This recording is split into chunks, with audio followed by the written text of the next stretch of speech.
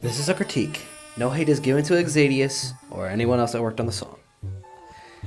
So, in my last short, I wanted to talk about Dead Ringer and why I dislike it, but I didn't really get into the specifics, so in this short, I'm gonna get into the specifics. Starting off, the beginning of the song, the main melody is too empty and is mostly saved by the atmospheric piano and ticking clock in the background. Compared to Creation of Hatred and Plead, it's not the greatest start to the LMS.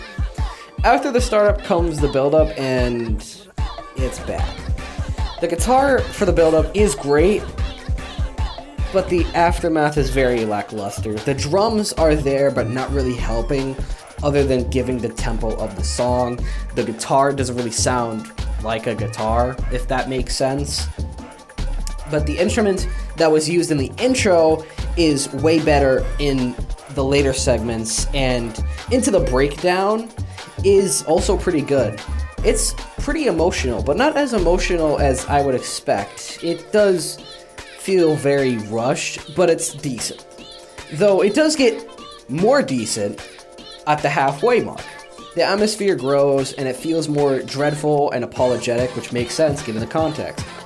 Then we get back to the weirdness before settling back to the more apologetic part of the song, but more intense, and ending on a piano solo with a ticking clock.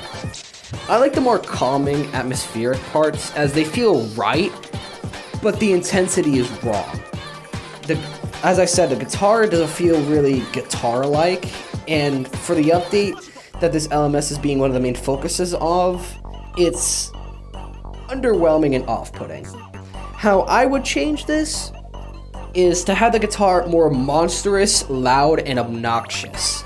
Make it feel emotional while feeling the terror of the situation.